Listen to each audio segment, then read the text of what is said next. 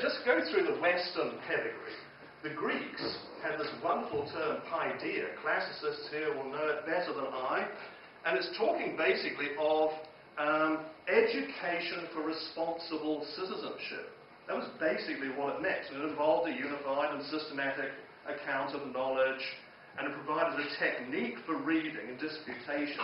All these things that are the core, of course, of the university education 2,500 years later.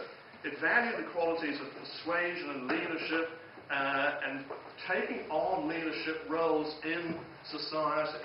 So education for responsible citizenship. That was the core idea behind ancient Greek Athenian thinking. Well, Athenian thinking, not Sparta, obviously, but so paideia was the humanist ideal from ancient Greece, which Aulus Gellius, in his book Attic Nights, we don't know when it was published, sometime 3rd century of the Common Era, was the one. He was the first one to translate that into Humanista, into giving it its Latin flavour, and he was specifically trying to do that too. He knew the word paideia, he knew its Greek uses, and he was looking for that word. So when we talk casually about the Greek influence through to Rome and so on, this is a lovely practical, down-on-the-street example of how a significant Greek concept and ideal was transferred into Roman usage. And it was used by the Stoics, the Stoic lawyers, who were part or instrumental of some of the finest humanitarian legislation in Rome, were thinking in these terms, and once it became available to them through Aulus Gellius, were using it specifically in this term.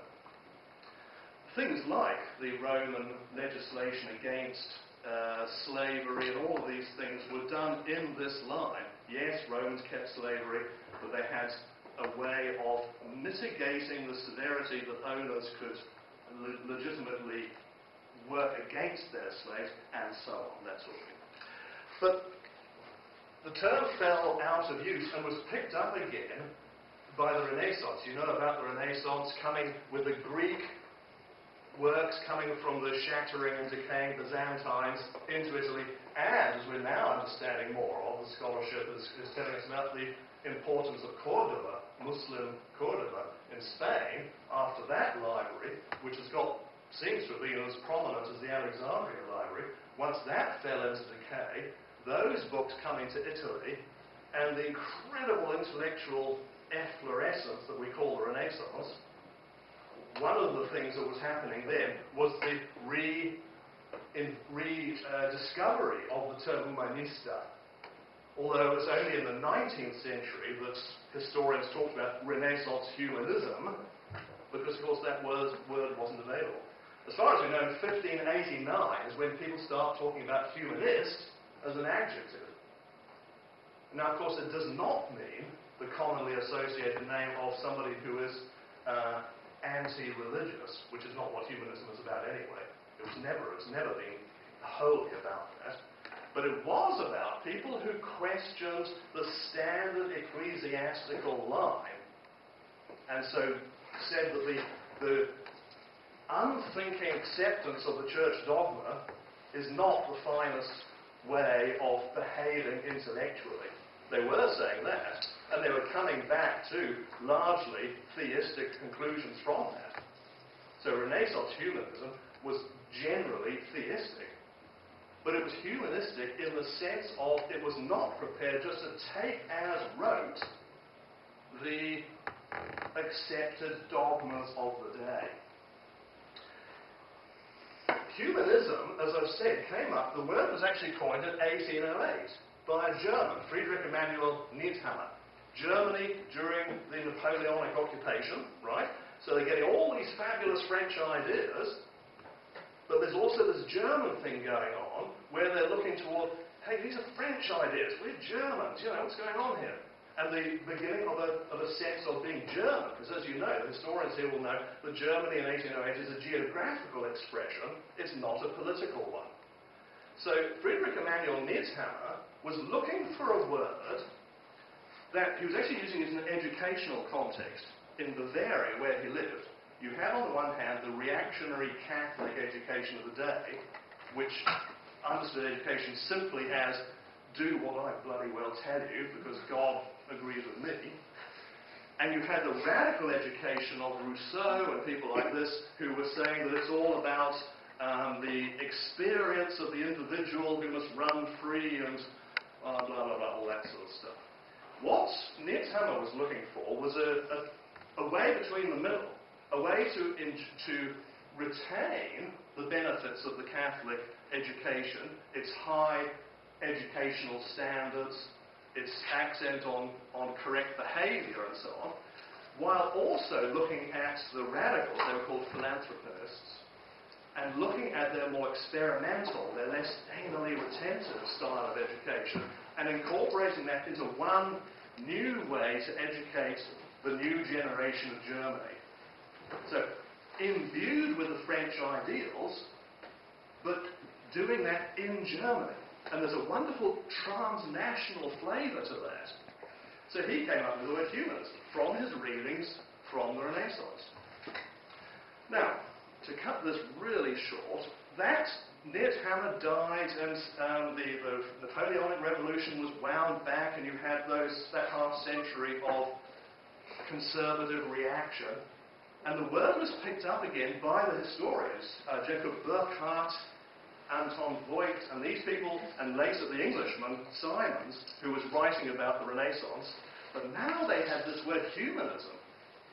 So they were the ones that started talking about Renaissance humanism.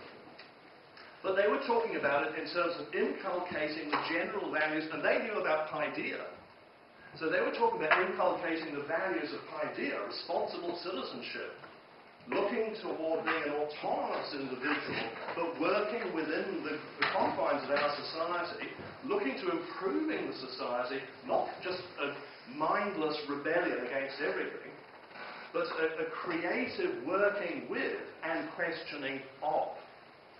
So that was how humanism as an idea was happening in the 19th century, but again it kind of died a death there, as it did with Needhammer.